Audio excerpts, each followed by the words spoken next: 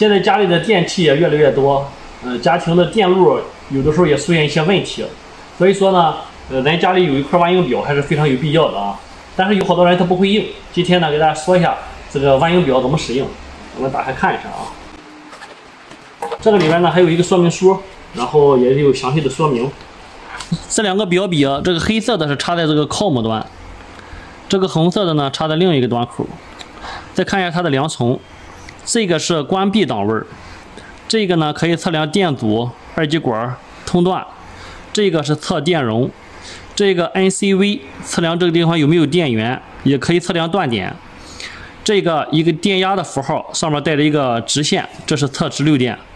这个电压的符号带着一个弯曲的线，这是测量交流电。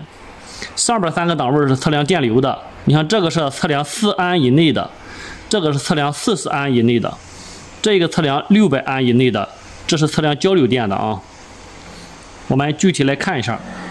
首先我们常用的是测量电压的，比如说我们家里的是交流电，就是这个档位，然后2个表笔呢放到你家里的插座上，然后可以测得它的电压。看这个电压现在是236，这个电压很足。有的家里的电压你像178，那么镜片空调很多就不能正常工作了啊。如果你要测配电箱里边开关下边的电压，也可以这样来测。2个表笔接触到2个下边的触点，我们看一下，这也是230多伏。这个呢也可以用来区分灵活线，比如说用一个手拿着这个表笔，另一个手呢放到这个上边。我们看到读数大的这一个呢就是火线，看另外一个读数很小，2点几，这个就是零线。再来看一下测直流电压，你看这一个干电池它就是直流电，我们调到直流档位，就是电压上边有一个横线，这是测直流电压。2个表笔分别接触正极和负极，红表笔接正极，黑表笔接负极。看到现在它的电压是 1.57 伏，如果你反过来接的话呢，上边就会显示一个负，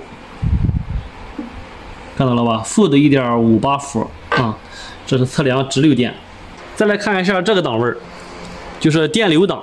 当我们进行测量电流的时候呢，需要把它掐到这个前行的这个圆圈里边，不能夹到线上，要完全闭合。然后这个档位呢，要从大档往小档调。你先预估一下那个电流大约是多少，如果你不知道的话，你就调到最大的档位。当然，越大的档位，它测小电流的时候它不准确，所以说你可以根据这个需要再往下边调。我们现在呢，先用这个40安的档来调一下，看一下这个电流是多少。掐着一根就可以啊。你现在掐这个零线和掐火线都是可以的啊。看这个现在是 0.023， 也就是说这个现在基本上没用电。再看另外一个啊，再找一个试一下。我们测一下这个零线吧，测一下主零线吧，大约是13安左右啊。当你测这一路，比如说火线和零线的时候吧，它是一样的啊，火线和零线的电流它是一样的啊，这是测电流。